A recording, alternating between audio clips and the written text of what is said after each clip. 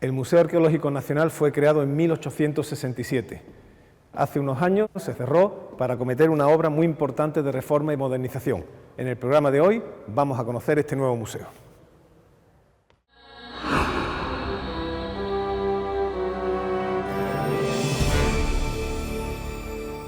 Desde finales del siglo XVIII, en las casas reales y nobiliarias europeas, empezaron a formarse colecciones de arte y antigüedades que serían el germen de los posteriores museos arqueológicos. A lo largo del siglo XIX, la ciencia comenzó a descubrir los misterios de nuestro pasado a través de los restos materiales enterrados durante siglos. Nacía la arqueología, rodeada en principio de un halo romántico y que se fue haciendo ciencia a medida que se sumaban los descubrimientos y las investigaciones. España participó de esta corriente y en 1867 inauguró su museo arqueológico en el mismo edificio en el que ahora nos encontramos. Después de varios años de obras, el pasado 31 de marzo de 2014 quedó inaugurada la remodelación arquitectónica y su nuevo y atractivo proyecto de musealización. España posee un enorme patrimonio arqueológico. Cada una de las etapas de nuestra prolongada historia ha dejado su registro arqueológico. Conocer el Museo Arqueológico Nacional significa conocer nuestra historia, la historia de España y también un poco la de la propia humanidad. Un museo es mucho más que una colección ordenada de piezas del pasado. Es una enciclopedia abierta que tiene que ayudarnos a comprender las maneras de vivir, de amar y de guerrear en las distintas culturas que hemos sustentado. Un museo no es una institución fósil. Es un ser vivo que evoluciona con los tiempos desde el que se divulga, se investiga y se genera conocimiento. Tenemos hoy la fortuna de poder visitar el nuevo museo antes de su inauguración, guiados por su director Andrés Carretero.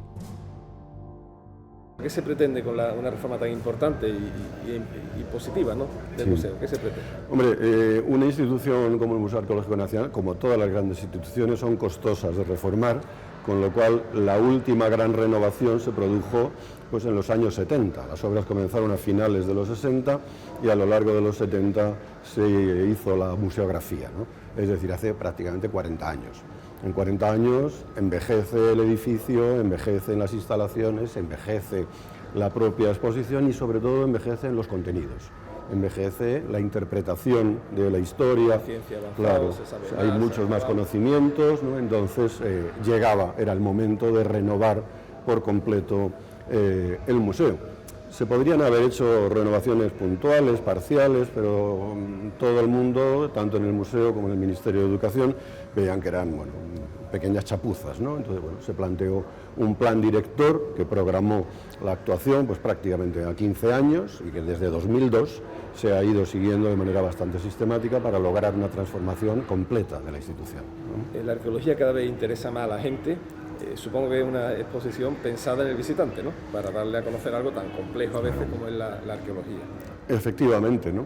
La idea es que el museo te ayude a penetrar en la historia, ¿no?, a través de la arqueología, aunque en las épocas más recientes nos alejamos más hacia lo que en el siglo XIX se llamaban las antigüedades, ¿no?, pero ayudar al público a penetrar en la historia. No es un museo, como digo, hecho para especialistas. El especialista encontrará la información, no va a encontrar errores, aunque quizá le gustaría tener una información más científica, entre comillas, pero el público general podrá encontrar explicaciones, espero que claras, de los hechos históricos. Yo creo que uno de los elementos fundamentales es que hemos primero acercado a los conocimientos actuales, como decíamos, la exposición del museo. Y segundo, hemos intentado evitar una descripción plana, ¿no?, una descripción muy minimalista de cada etapa histórica, sino que hemos ido a seleccionar los fenómenos culturales de mayor trascendencia en cada momento de la historia, ¿no?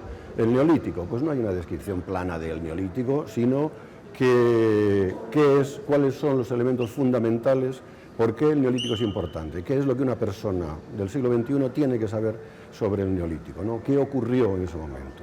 Que hubo un cambio climático, que se produjo la domesticación de los animales, que es el inicio de la agricultura. Bien, pues esos son los fenómenos en los que se centran las unidades temáticas de la exposición, ¿no? Nuestra historia es tan rica y antigua que sería necesario ser un experto para poder abarcarla en su conjunto. Por lo que el museo hace un gran esfuerzo divulgador para dar a conocer nuestro patrimonio arqueológico a todos los públicos.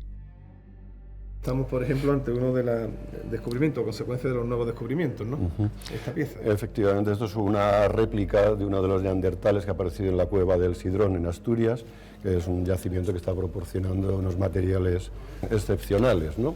Y sobre todo que se está excavando con una metodología muy sistemática y extrayendo sin contaminar muestras orgánicas, lo cual permite hacer análisis de ADN y obtener una información fehaciente, claro, de cómo, por ejemplo, que era pelirroja, ¿no? Y de otros muchos rasgos físicos, ¿no? De hecho, esta réplica está hecha, bueno, pues con el paleoantropólogo de la excavación, con Antonio Rosas, con el que hemos podido ir reconstruyendo todos los detalles, ¿no? Para que el público pueda ver con la mayor nitidez cómo eran físicamente los neandertales del Sidrón, ¿no? Paseamos por el museo y somos conscientes de que nuestro conocimiento mejora y se esclarece. Pero no solo aprendemos. Muchas de las piezas parecen querer contarnos remotas historias. ¿Qué sentían? ¿Cómo vivían aquellos que las fabricaron? En muchas ocasiones experimentamos una honda emoción.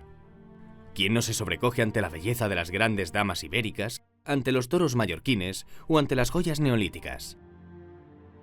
La arqueología, aunque ciencia, no deja de tener un aroma de poesía al evocar en lo hondo de nuestras conciencias mitos ancestrales y atávicos. Pero los sentimientos son patrimonio individual de cada uno de los visitantes. El reto del museo es mostrar la secuencia del paso del tiempo. Recorrer los rastros de los 2 millones de años de presencia humana sobre nuestro suelo supone un enorme reto científico y didáctico. Después de la introducción audiovisual del museo está toda la narración, toda la descripción cronológica de la historia del territorio de la actual España, ¿no? Hemos marcado, bueno, pues las etapas conocidas por todo el mundo, casi de manual escolar, ¿no? De la prehistoria, la protohistoria, Roma, etcétera, etcétera, y dentro de ella nos hemos ido centrando en fenómenos específicos, en no intentar dar explicaciones globales y genéricas de toda la cultura, sino ir seleccionando rasgos concretos, los rasgos más significativos de cada momento histórico, ¿no? Por ejemplo. Pues, por ejemplo, en el Neolítico o en el Paleolítico Superior, el marcar la llegada del Homo sapiens, ¿no? Del hombre actual realmente, ¿no? ¿Y qué significó eso, ¿no? Hay un panel muy divertido donde se ve al neandertal que se va triste, que se aleja triste, mientras llega un sapiens que es, bueno, pues tan moderno como cualquiera de nosotros, efectivamente, pues claro, porque es nosotros de alguna manera, ¿no? Conseguir un fondo de piezas tan importante ha sido tarea de siglos. Así, los primeros fondos aportados procedieron de las colecciones reales, a las que se añadieron las de otras instituciones, las donaciones particulares, las compras en subastas, tanteos en caso de exportación, los depósitos de piezas procedentes de yacimientos y otras figuras que han permitido que la colección siga viva y enriqueciéndose cada año. ¿Cuál es el origen de esta colección de vasos griegos? Pues también es muy extendida en el tiempo, ¿no? El inicio de la colección está en el rey Carlos III, cuando fue rey de Nápoles y trajo piezas de la Magna Grecia que comenzó a coleccionar, formaron parte de las colecciones reales y de allí pasaron al museo, ¿no? Y, por ejemplo, a lo largo del siglo XIX, pues el marqués de Salamanca también hizo una gran colección de cerámica griega que pasó al museo y, bueno, sucesivamente se han ido adquiriendo diversas colecciones de cerámica, bueno, pues hasta llegar a la colección Barez-Fisa hace no muchos años, ¿no? Claro, formar una de las grandes colecciones. Claro, ¿no? Iba a decir que el poder seleccionar a lo largo de un proceso tan largo permite seleccionar piezas siempre escogidas, ¿no? No comprar grandes colecciones que traigan materiales que no tienen un interés particular, sino siempre ir a colecciones o a objetos que completan tipologías, que completan épocas o estilos y demás, con lo cual la colección es totalmente selecta y efectivamente, bueno, pues una de las mejores de Europa, ¿no? Las expediciones arqueológicas se hicieron muy populares en Europa tras los trabajos en Egipto de Napoleón o el fabuloso descubrimiento de Troya por Schliemann. Los españoles también tuvimos y tenemos científicos que investigan más allá de nuestras fronteras. En el museo también existen piezas procedentes de excavaciones en el extranjero, sobre todo del mundo griego y egipcio. Los arqueólogos españoles no solo han trabajado sobre nuestro suelo. Desde hace siglos, expediciones españolas trajeron, por ejemplo, piezas de América, pero es a partir del siglo XIX y sobre todo en el XX cuando ya con carácter científico expediciones españolas pues excavan, investigan en Oriente Medio y sobre todo en Egipto, donde se sigue excavando en la actualidad. Algunas de estas piezas las podemos encontrar en el museo y sobre todo es una importante aportación de la arqueología española, de la ciencia española a la arqueología internacional.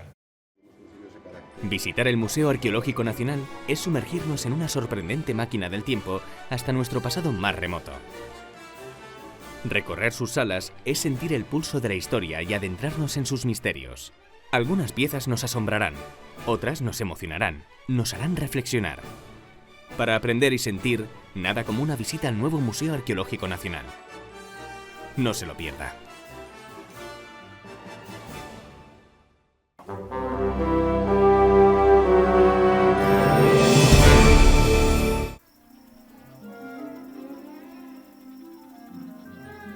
Un ortostato es una piedra o bloque vertical que puede estar decorado o no. Los ortostatos forman las paredes de los dólmenes y sobre ellos descansan las losas de cobertera.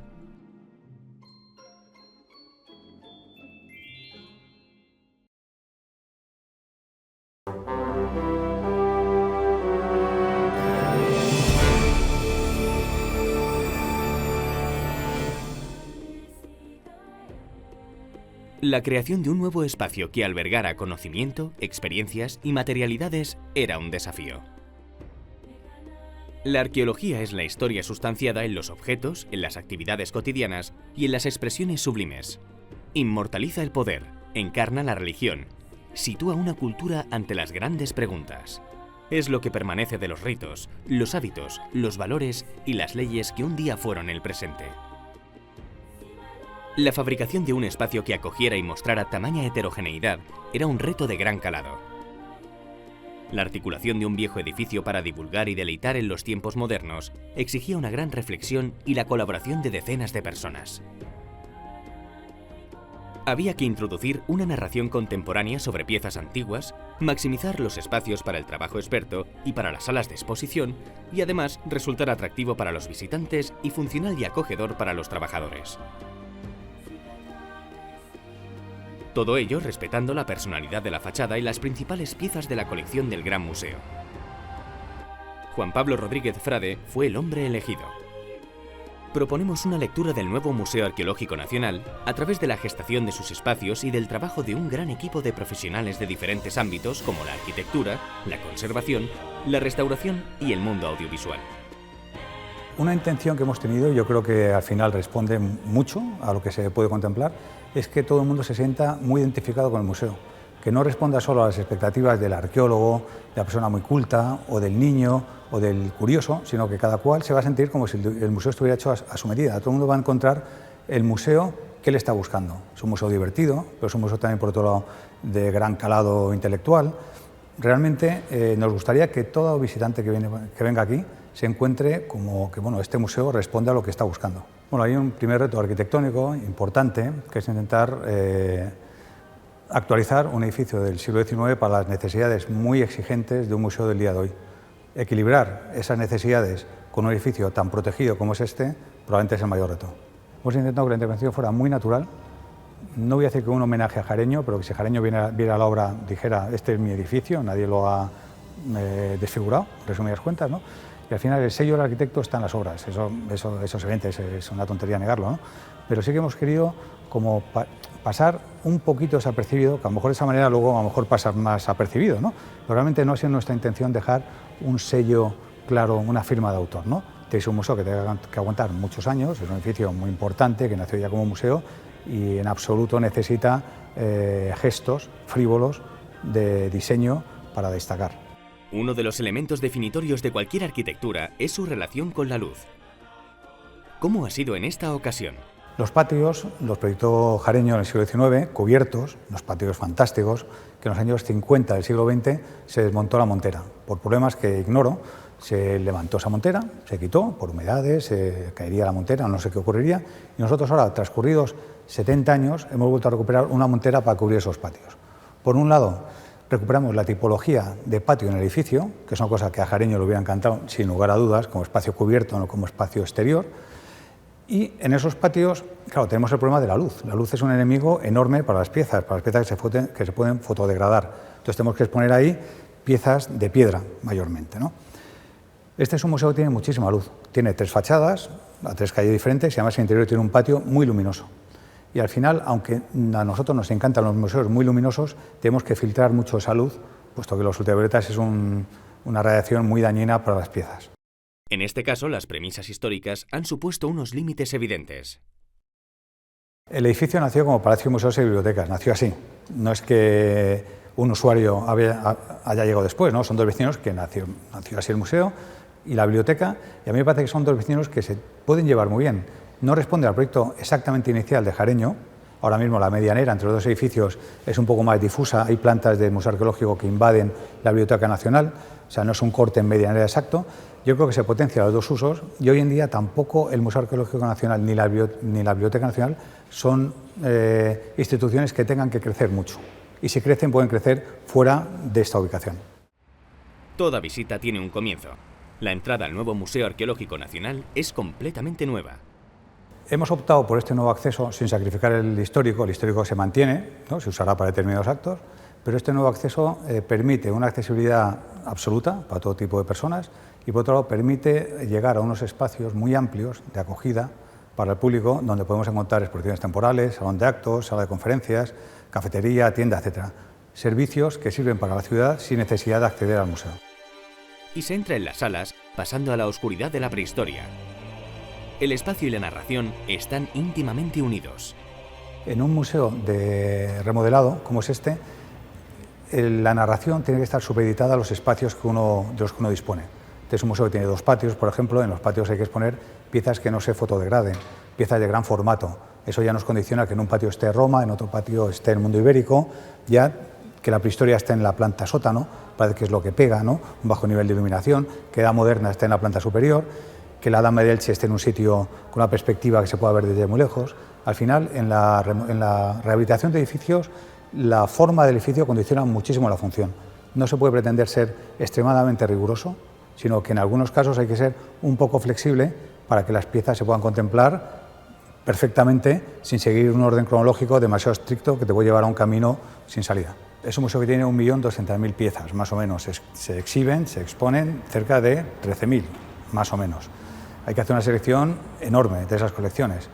Y el arquitecto, nosotros en este caso, tenemos que servir de aglutinador de muchos intereses diferentes. Por un lado, los intereses de los conservadores, que quieren contar y exponer las colecciones de una manera para que expliquen una historia. Por otro lado, esas piezas, esas colecciones tienen que emocionar al visitante que las contempla, pero nosotros tenemos que conseguir que esas piezas realmente encuentren su sitio en el museo. Y al final es una labor también, como antes comentaba, una labor de conseguir el equilibrio, que las piezas se exhiban cómodamente, contemplen, sean contempladas de una manera adecuada, pero por otro lado que potencien el valor del edificio y que ese edificio potencie las colecciones. Los conservadores han tenido mucho trabajo. La primera parte de la visita es la prehistoria. Más de 1 millón de años condensados en un espacio limitado. La península ibérica es uno de los lugares del mundo de mayor incidencia en el dibujo general de la prehistoria. Sus homínidos, su arte rupestre, su original neolítico o su expansivo campaniforme están en la punta de lanza de la investigación mundial. Estas han sido las pretensiones de los conservadores. Lo que teníamos claro desde el principio es que debíamos intentar acercar lo más posible la prehistoria, que es una etapa bastante desconocida de la historia para la mayoría de los visitantes, acercarla al gran público. Los elementos principales novedosos con respecto al montaje anterior es los recursos gráficos.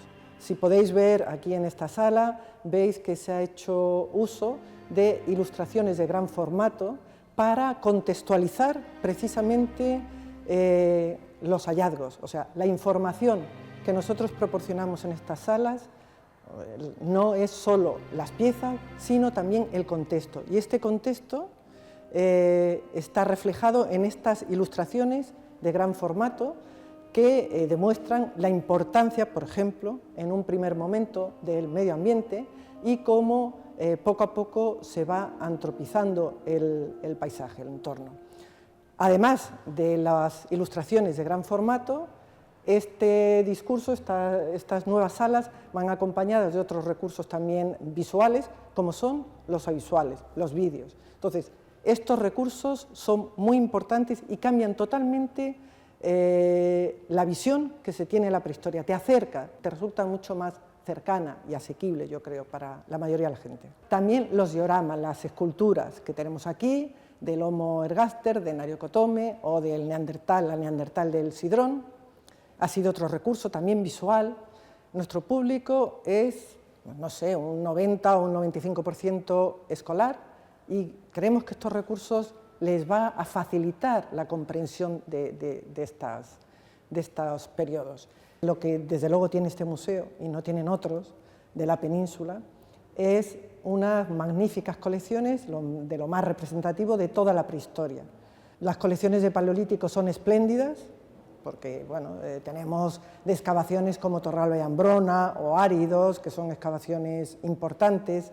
Luego tenemos para Neolítico y Calcolítico la colección Siret. Entonces, en general, lo que sí tengo que decir es que va a encontrar aquí una selección, porque lo que sí que hemos hecho es una selección de las mejores piezas de la prehistoria de toda la península ibérica.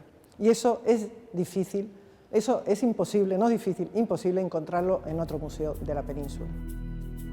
Y tras los claroscuros remotos de la prehistoria, el visitante asciende a cotas más cercanas, en las que los dos patios principales hacen de distribuidores y aglutinantes. Las escaleras y algunos pasillos flotantes ayudan al tránsito de las visitas.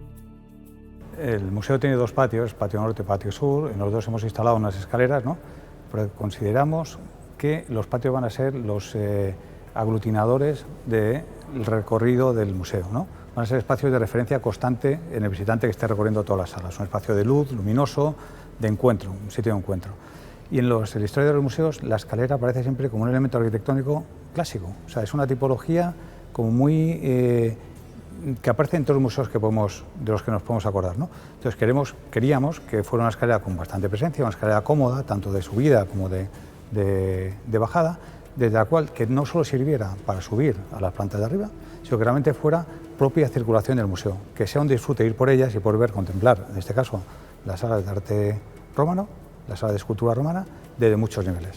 Hemos utilizado en el museo muy pocos materiales, se ven realmente dos, ¿no? Una madera oscura, merbó y un travertino muy claro, y ya no hay más materiales. Nos parece que son materiales muy duraderos, que envejecen muy bien, muy dignos, por otro lado, ¿no? Y que conseguimos mucha calidad en el edificio, pero también mucha calidez en el edificio. Es un edificio que cuando uno entre en este museo se dará cuenta que realmente es confortable, pero eso no significa que al cabo de poco tiempo se vaya a deteriorar. Pasado el tiempo irá cobrando mayor y mayor calidad. Los grandes patios, al norte y al sur, dan paso respectivamente a la protohistoria y a Roma, desde el año 1000 a.C. hasta los albores del medievo.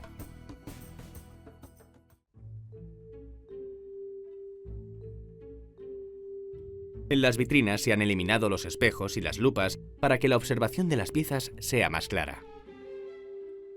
Se han empleado diferentes tipos de ilustraciones, maquetas y hasta 8 audiovisuales que apoyan el contexto de los materiales expuestos. El mundo tartésico, el íbero y el celta se muestran en plenitud a los visitantes para revivir el complejo milenio anterior a nuestra era. Lo que hemos hecho ha sido una introducción sobre el primer milenio o el último milenio antes de Cristo, que es lo que se conoce tradicionalmente como la Edad del Hierro, y a continuación de esta introducción vamos evolucionando culturalmente con los pueblos que se desarrollaron a lo largo de este milenio, tanto en la península ibérica como en las islas. La extraordinaria fuerza icónica de la Dama de Elche, su pregnancia como imagen de la arqueología española, ha llevado a los responsables de protohistoria a dar al misterioso busto un espacio central. La Dama de Elche ocupa el centro de la escena y las miradas. Esta es una reseña de su historia. El dueño de la finca donde apareció la dama decidió que se quería deshacer de ella. En aquel momento lo que se hacía normalmente era vender las piezas. Aunque parece ser que él la ofertó por escrito al Museo Arqueológico Nacional, entre otras instituciones españolas, esa carta, por ejemplo, no ha sido encontrada nunca. Y en aquel momento trabajaba ya en España un arqueólogo francés que se llamaba Pierre Paris, y él vio claro que era una oportunidad que no se podía dejar pasar. Entonces consiguió el dinero suficiente, a través de un judío francés, consiguió el dinero para comprar la dama, y la dama en ese momento fue ya depositada. En realidad la compra fue para el Museo del Louvre. Allí estuvo, pues eso, desde enseguida del hallazgo. Solamente salió de París en el momento de la Segunda Guerra Mundial, que la llevaron para protegerla a Montauban, y luego en el año 1941 se hizo un intercambio de obras de arte entre el gobierno de Franco y el gobierno de Pétain, el gobierno de Vichy. Un intercambio de obras de arte en el que afortunadamente la pieza principal obviamente era la Dama d'Elche, y otras tantas piezas que, como por ejemplo los sillares de Osuna y las coronas de Guarrazar, por citar las piezas más importantes, ¿no? Cuando vino toda esa colección desde Francia a Madrid, se hizo una presentación en el Museo del Prado, y la Dama d'Elche concretamente se quedó en el Museo del Prado. El resto de las piezas arqueológicas vinieron al Museo Arqueológico Nacional, pero la Dama d'Elche se quedó ahí, hasta el año 1971, en el que el director del museo de aquel entonces, don Martín Almagro Basc, consiguió del Ministerio que la Dama d'Elche viniera al Museo Arqueológico Nacional. El patio de protohistoria es un homenaje a la escultura ibérica, y su mayor punto de atención es el monumento albaceteño de Pozo Moro, excavado en Chinchilla durante la década de los 70. Se ha montado un cuerpo del monumento original. Los investigadores han empleado todos los materiales publicados desde los primeros trabajos de Martín Almagro Basc.